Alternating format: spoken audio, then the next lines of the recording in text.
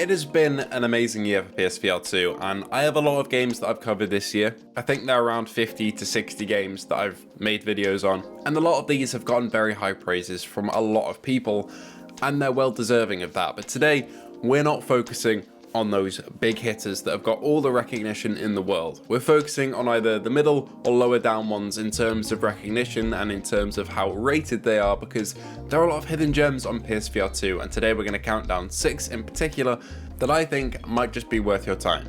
As we are getting to the end of the year now, there are fewer and fewer PSVR2 games coming out. We've only got a couple left for the rest of the year, and I think they are going to be pretty big hits with a player base, like Breaches, Vertigo 2, and Help Wanted 2, and Resi 4. None of those really would qualify when they come out for me as underrated games, I don't think. So I thought I'd get this video out of the way before we dive into next month, where we'll be covering my tier list updated for the end of the year, my best games for Christmas, and the December games coming out next month. So, with that all being said, let's dive into number 1 in my most underrated PSVR2 games of 2023.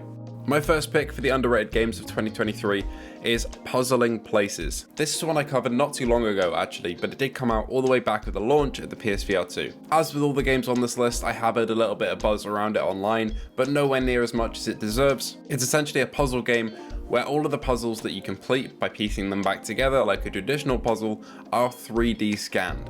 Meaning that you could have an amazing location like a beach in France that's been photo scanned incredibly accurately, has had audio captured from each of the locations there, then turned into a 3D immersive puzzle for you to complete in VR with all of the options you could possibly ask for in terms of setting it up how you like, in terms of the amount of pieces from 10 to 1,000.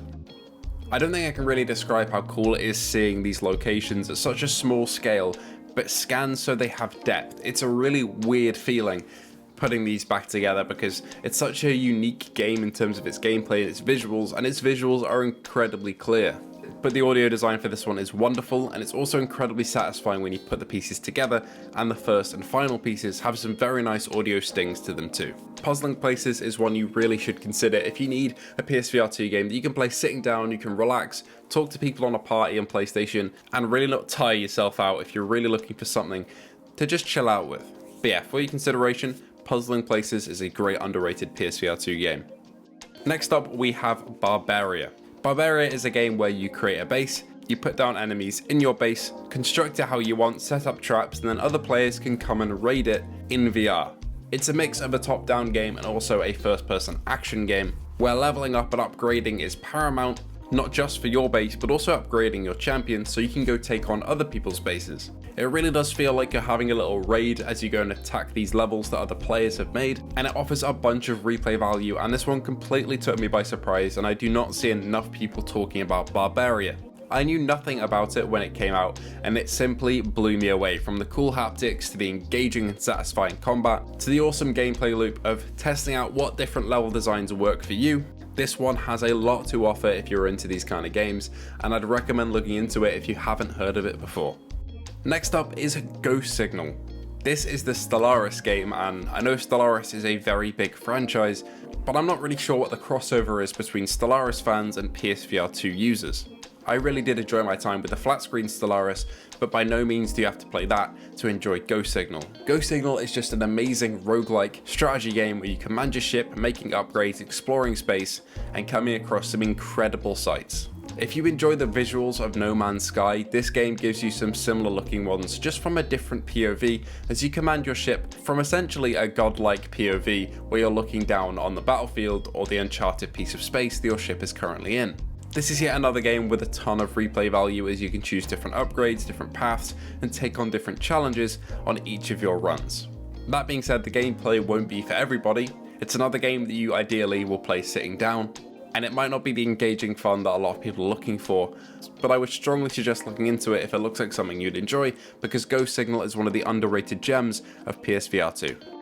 And for the last of the roguelikes, I have to throw the Light Brigade in here. Even though it has done fairly well on the headset in terms of sales, I simply cannot justify a list like this without putting this game here. Not enough people talk about the Light Brigade because it's one of the best shooters on PSVR 2. It's a single player roguelike with a heavily World War I and World War II inspired setting in terms of guns, where you fight against dark amalgamations and horrific soldiers, dogs and boss fights in the traditional roguelike structure, but with some procedurally generated levels in between. Each run will feel different as you find different gear as you progress. There are multiple classes to choose from with different weapons and styles, a satisfying perk tree, an upgrade tree for all of your weapons and classes, a smooth non-reprojected 90Hz experience as well, and it looks incredible too.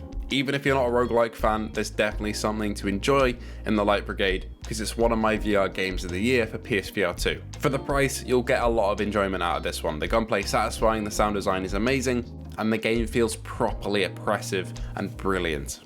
Next up is Jurassic World Aftermath. This is by all means a quest port. Don't get me wrong, the game looks sharp, but the quality of the textures that are actually in this game and the art style definitely lean into being a quest game, and you can tell. But I would market this towards a very specific demographic of people, either dinosaur fans, survival fans, or Jurassic Park and World fans. I myself are in the latter of those categories. I really enjoy the Jurassic Park and World films, bar the last couple. So being in this game and being on Isla Nublar and going around all the facilities, even with its limited graphical design, was just a treat. It does have that cel-shaded visual style, but surviving velociraptors, pterosaurs, and the T-Rex is a VR experience that I do actually hold quite dearly to myself. This is definitely a game that I absolutely think is not for everybody.